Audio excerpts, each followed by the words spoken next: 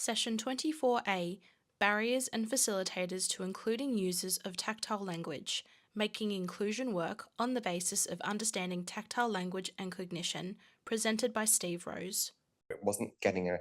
So this was my attempt to try and make it more accessible. And I don't know how successful it's been, but this is where I've got to. So as a developmental framework, it kind of organizes kids into groups of learner characteristics. And then there's kind of 4 phases. Oops, if I can have the next slide, please. Sorry. We have a group of sensory learners. There's kind of the earliest communicators. There's emergent language users who are beginning to use a form of symbolic communication. Foundation language learners who are beginning to put things together, beginning to put those kind of units of interaction, and language learners, so kind of the children who've achieved a sort of a linguistic stage. And they're very broad, and they're very, it was just around trying to organize information and organizing it on a way that people might understand in their existing standpoint. The next slide, thank you. And then within each of the profiles, if you like, there are different domains of kind of development. So on the sensory, this table kind of has the different domains under each of the stages. So we have sensory learners, which have got things like attention, understanding of the world, conceptual development, individual expressions, exploration, exchanges and social reciprocity, tactile hygiene. And then emergent language users, we have attention, understanding of the world, conceptual development, individual expressions, cultural expressions, social reciprocity and exchanges, misunderstanding, repair and tactile hygiene, and so on. And so it kind of gets more complex as it goes, because there's more to kind of unpick and more to kind of think about. And then just here are some screenshots of some of the language profiles for those who are want a visual of what it looks like. But under each of those areas of heading, there is a description of some of the skills, what they might look like, but also how they might present in the tactile way. How does it kind of look from a tactile perspective rather than from our traditional perspective of a hearing sighted perspective? So it's around trying to kind of get people to think about what does it look like? What am I looking for? And then if I go to the next slide, I've got a semi-completed profile, because under each column, we have like an emergent column, a developing column and an achieved column. And it's a bit like, for people who are familiar with developmental journals, it's kind of like that kind of thing of kind of like we're looking at stages and you can kind of plot progress. That was my grand master plan, and it's out there, and it's kind of, it's on my website if you're interested. But yeah, anyway, I'm going to carry on because time. I wanted to show a very couple of quick examples of how this looks in some things that might look like in practice. And if we can just play this first video. This is a video of Ruby on her mother's lap. And she has a book up above her head. She pulls it down to the top. She pulls it back over her head. She then uncovers her head and she drops it to the side. She slips off her mother's lap and she gets hoiked up, and she brings her hand to her forehead, and her mum brings the book back. Now, her mum hasn't acknowledged any of that kind of tactile interaction, but if I can go to the next slide. Next slide, thank you. There's a still shot of this video interaction. And the thing that kind of really struck me in that video was the fact that she did that little hand movement, the hand movement that touched her head, which is kind of like, I want that thing that was up there. I want that book that was covering my eyes. It was kind of like it. So it's kind of, in terms of the framework, it's like it's an expression that's related to the bodily emotional trace, so a kind of a tactile memory. I remember that thing that was up on my forehead, therefore I'm going to touch it again. It wasn't acknowledged, it wasn't seen. As I said, it's a practice-based video, but it gave us something to talk about. It gave us something to look for. Well, what is she doing with her hands? How is she showing us her understanding of the world? And how can we where's the potential that we can translate that into? If we acknowledge it, if we negotiate it, we've got shared meaning of kind of like there is a book, and this might be my individual sign or gesture or expression for books. So kind of that's where that kind of moment went. Got to crack on. Next one, if we can kind of, and this is a young man who's an older young man, and he is, again, another deafblind boy from birth, congenitally deafblind, and he is on the chicken farm, and so, holding a chicken in his arms, it flaps, and it's like baby. Oops. Thank you for the volume. And his support worker says it's a bird, it's a bird, it's a bird. And then he goes this whole sort of mimetic body movement where his arms are flapping. And then she kind of says, yes, it's the chicken, and it's flapping its arms. And yeah, and he says, yeah, it's flapping, it's flapping. So he's having this whole kind of conversation. And then she's showing him the chicken feed. And I'm just going to show this bit because I love it, because he says, and he's talking about the chickens, and he said, this is the feed, and I want to take it home for the dog. And we're going to empty out the food, and then and she says, no, this is mine, this is for the farm.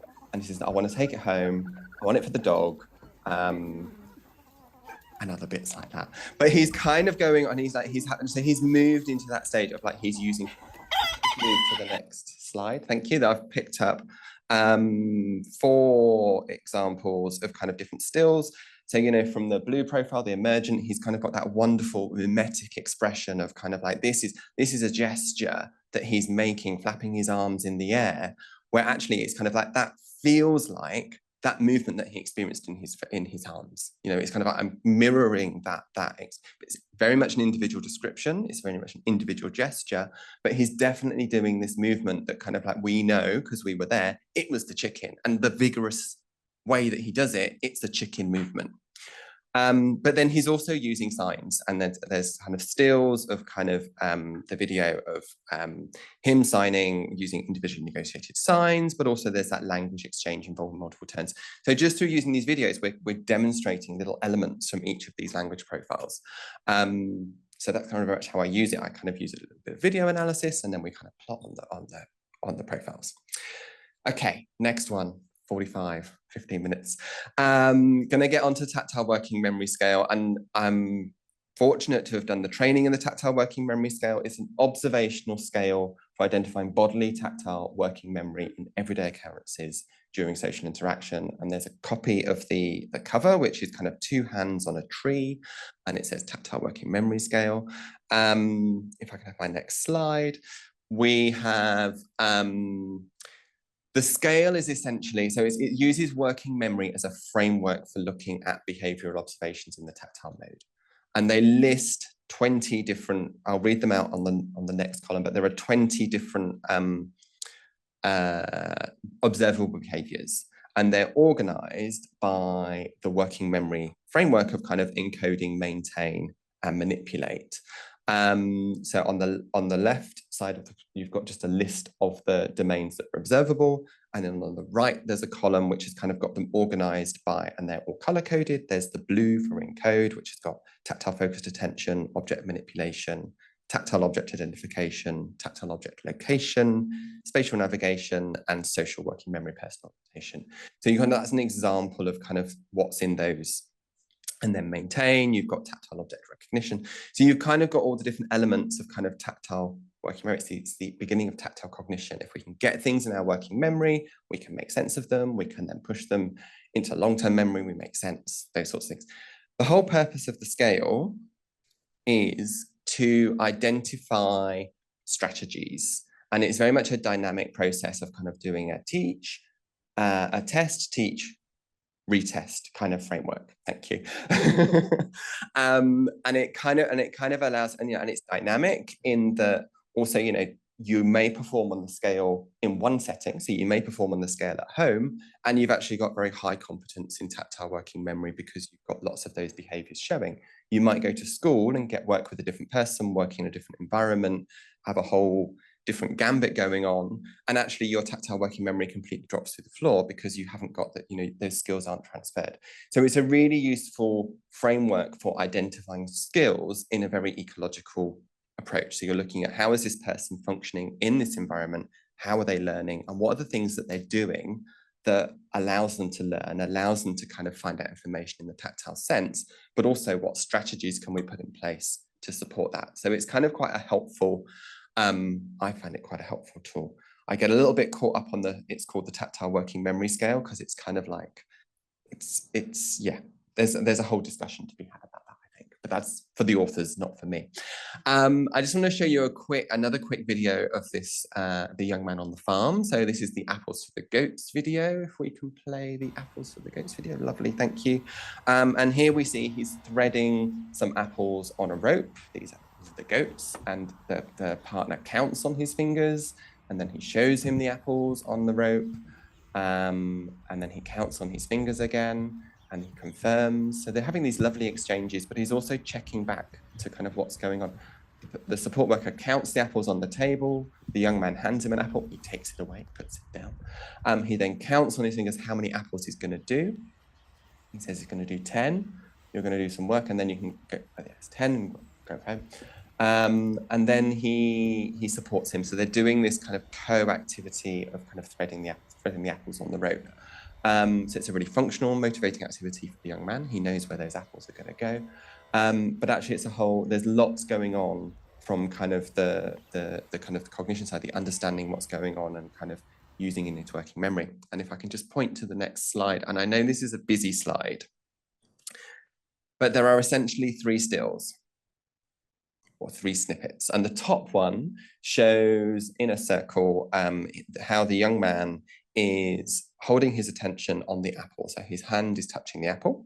And then around it, there are boxes describing the behavioral features that are evident in that kind of element. So you've got things like tactile focused attention, you've got object manipulation, tactile object recognition, and tactile object identification. So kind of that kind of part can all be used to evidence those kind of elements of the scale.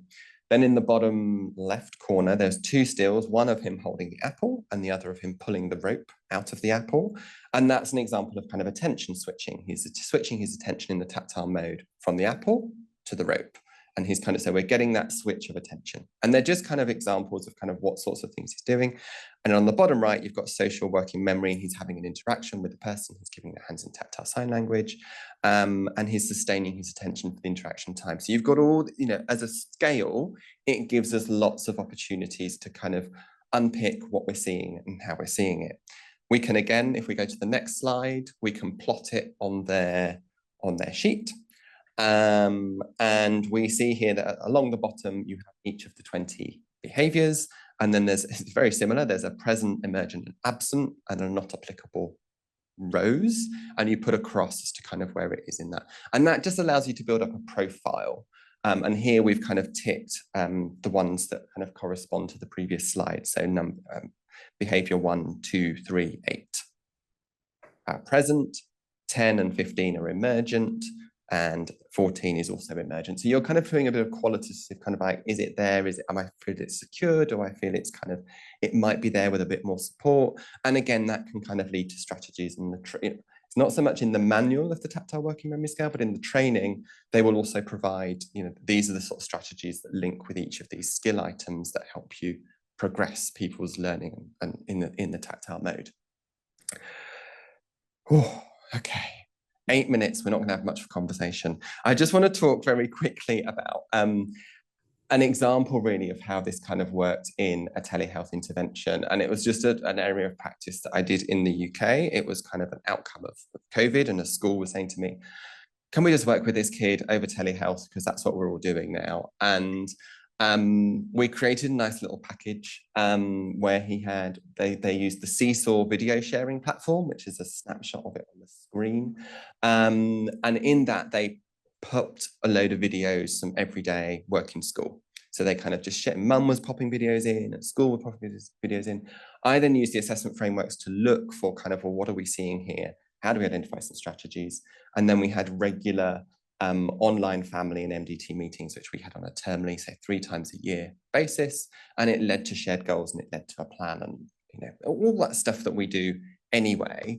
But it was a nice way to, and it was just thinking, how do we do this tactile stuff in an online way? I'm going to skip that slide. If we can just go to exploring the rice cake, thank you. And this is a video which was quite a powerful video for this young man. And here he is. So if we can play the video. Yeah, thank you. So he's sat in his chair, he's waving his hands, he's got a rice cake in his left hand. And then he's feeling that, so he's kind of testing it against his hands, he's tapping it against his hands, he's testing the depth between his fingers, he's feeling the texture of both sides of the roast cake with both hands, he's smiling, He's holding it between his fingers, kind of miraculously, because he's kind of gripping onto the surface texture. And then his left hand, he's kind of just done a kind of almost a testing gesture. There was a little, he kind of almost imitated the depth of the rice cake. And then there was like a big C shape with his hand, which was kind of like the shape of the, and they're kind of like, if we go to the next slide, they gave you, so in forms of both of the frameworks that we're using. So he's kind of doing that testing gesture where he's testing the depth and he's holding it between both of his fingers and he's kind of tapping it into his hand. That's all his tactile focused attention. That is his object manipulation. It may even be as far as object recognition. From the tactile working memory perspective, he's kind of like he's encoding that information. From the bodily tactile communication perspective, he's making impressions. He's making impressions of what is that rice cake? What does it feel like? What does it do in my hands? And then on the right, sorry, there's another still of kind of the end of the video where he's miraculously holding the rice cake by gripping the surface texture. But then he's doing the kind of the testing, kind of the thinking gesture afterwards, where he's kind of like going, oh, it was about that thick. And again, so you've kind of, from a tactile working memory scale, you can kind of, well, that's emergent tactile object identification. He's kind of classifying that object in his mind as he's kind of making that gesture. From a communication perspective, it's a bodily emotional trace. It's an expression. It's something we can see as a reflection of his tactile experience. So kind of just in that little video, we've got all that information and we've kind of got a framework to discuss it, to talk about how it moves together. So, this slide didn't work, but that's okay. Sorry, this is meant to kind of come together in a slightly different way. So what this did is it gave me 5 observations at a baseline, and I'm just going to read the dark blue boxes. So the first baseline observation, he was aware that his hands carried meaning, and that was a really powerful thing for MDT to kind of. Actually, I will go. And the strategy that linked to that, which is in the yellow arrow box next to it, was access to more sign language. It gave us a validation to give him more sign language. The second box below is he uses on-body signs more to request repetition of an activity in an object, and he's showing individual expressions linked to his experiences. The strategy was confirm his expressions. I recognize you're sharing something, expand function, setting, partner. It's all about broadening his experience. Third observation was he was aware that objects carry meaning. So he knew about some objects of reference. It wasn't in the video, but we knew that from the observation. And that was around, we acknowledged the limitations of objects of reference, but we kind of explored a bit more on tactile symbols and we tried to increase that object vocabulary. Next column over, sorry, there's active tactile explorer. I was presented to me as he's got a history of tactile defensiveness. He doesn't like to touch. But actually we see that actually he wasn't that tactile expensive. And we had a joining in routine. We used hand under hand, listening to his hands. It all created those sorts of strategies for him. And we also had a positive response to sound and kind of giving him more listening experiences. I'm just going to skip through to this last video and then I'll probably call it quits because I'm on my 3-minute warning. And this is kind of about 6 to 9 months, I think, after we've been kind of doing a couple of these meetings. And they've been giving him some more sign language. And if we can play the video, he's kind of sat in his buggy and a support worker gives him his hand and he taps their fingers to gesture more. And then I think, oh, I just missed it. Did she just touch his face to sort of say eat? And then he's been given something to eat. And so she's touched his cheek and he's pulled away from it, going, I don't want that, thank you. And then she's put her hand out ready for him, he's tapped more, and then spontaneously does that, he's tapped eat himself. So he's kind of gone to that 2-sign stage. So he's kind of like combining things. Still not perfect, still other, we can pull it apart in all sorts of other ways, but he's showing that progression. And then from, we've got, so there's 5 stills here. We've got that kind of the touching the finger. So he's got his individual expressions related to signs as perceived. We've got him, the next one is his hand touching his face in a coactive way, recognizing that his hands make meaning. And then we've got that there's 3 stills of kind of the combination of those 2 signs coming together. So signs coming together. And from a tactile working memory, it's kind of like that tactile selective attention, the fact that she gave him, she tried to get in there and she pushed him away. He's kind of selecting where he focuses his attention. It led to a load of strategies, which are going to be in the presentation if you want to have a look, because I'm going to wrap up on time. I would have loved to have a discussion with you. If we can go to the next slide, I'm going to skip that one. Thank you. Around kind of what is the need for, we've got these tools. It's not evidence-based practice, but there's evidence behind it, and it's practice-based evidence, and there's way for it to go. Tactile working memory is becoming, they're doing some evidence basing of that. I'd love to do a bit more on mine. Emily, we need to talk. But what do we do that affect, what are the barriers? Like, we know this exists, we know it works for these kids. Why isn't it happening? And that's the kind of message I want you to take away and go, we know we can do stuff about this. We know we can do it well. What do you need to make it happen? I don't know if anyone's got any quick comments. We've got 1 minute, Francis, and that's it. I'll call quits there.